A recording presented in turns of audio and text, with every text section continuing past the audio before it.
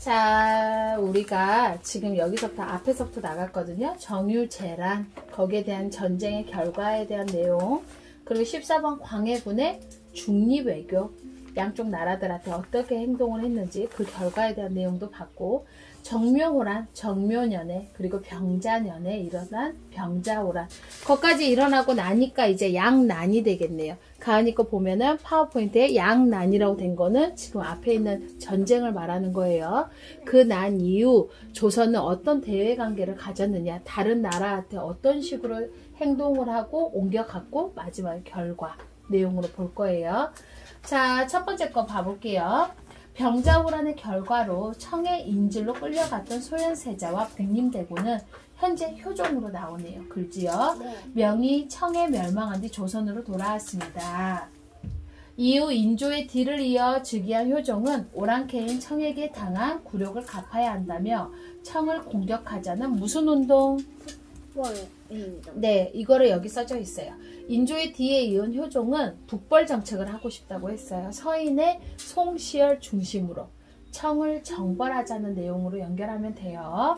자, 그리하여 여기서부터 한번 가은이가 읽어볼까요? 그리하여 효종은 성곽을 보수하고 군사력을 강화하였으며 당시 정권을 잡고 있던 서인도의 청을 공격한다는 것이 쉽지 않은 일이었습니다. 네, 자, 잠깐만요. 당시 정권을 잡고 있던 서인도 효종의 북벌 운동을 지지하였습니다. 하지만 그러나 청의 국별이 나날이 세지고 있었기 때문에 청을 공격한다는 것은 쉽지 않은 일이었습니다. 네. 또한 오래 전쟁과 무거운 세금으로 백성의 생활이 어렵고 국가 재정도 넉넉하지 않아 북벌에 반대하는 주장도 생겨났습니다. 네. 이러한 상황에서 적극적으로 북벌을 추진한다면 효종이 갑자기 사망하면서 북벌은 제대로 그랬구나. 못했습니다. 제대로 시행이 안 됐대요. 왜요? 효종이 갑자기 사망하면서. 그렇게 내용이 연결되네요. 자, 그러면요. 조선은 4대 관계에 따라서 청의 도읍지인 베이징에 연 행사를 보냈대요. 자, 여기 문제에서 3번에서 보면요. 청에 보낸 거는 사교 외교 사절단의 이름은 뭐라고요? 청나라는 연행사. 그러면 일본은요? 통신. 네, 거기에 연결돼서 나오네요.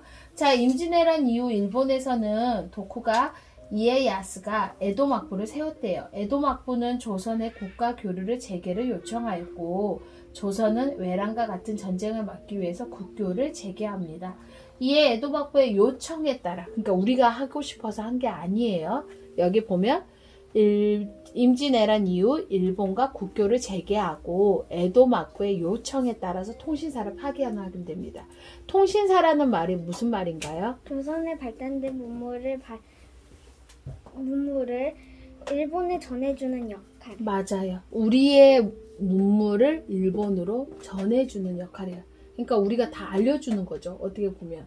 그런 내용으로 연결하면 돼요. 핵심 포인트 제대로 한번 천천히 읽어봅시다. 시작. 병자호란 이후 조선에는 청을 정벌해야 한다는 북벌운동이 일어났다. 맞아요. 북벌운동. 2번. 조선의 지식인들 사이에서는 청에 발달된 문물을 배우자는 북화론이 등장하였다. 네, 북학론이라고 해요. 자, 3번. 임진왜란 이후 조선은 일본과 국교를 재개하고 에도 막부의 요청에 따라 통신사를 파견하였다. 네, 그럼 1번 문제 나갈게요. 자, 병자호란 이후 조선 내부의 오랑캐인 청에게 굴욕적인 항복을 한 것은 수치스러우며 청을 정벌하여 이를 갚아야 한다는 움직임 뭐지요? 북벌운동. 맞아요. 북벌운동. 자, 2번. 청의 인질로 끌려갔다가 돌아온 왕이 된 누구죠? 효종. 그렇죠. 효종이에요. 효종이 원래는 복림대군이라고 써있지요? 맞지요? 성곽을 보수하고 군사력을 강화했고 적극적으로 북벌을 추진했대요. 하지만 갑작스럽게 사망하면서 북벌을 실행하지는 못했대요. 3번은 우리가 외교사절단 했네요. 청은 연행사, 일본은 통신사. 네, 맞아요. 어려운 단어가 좀 많았네요. 고생했어요.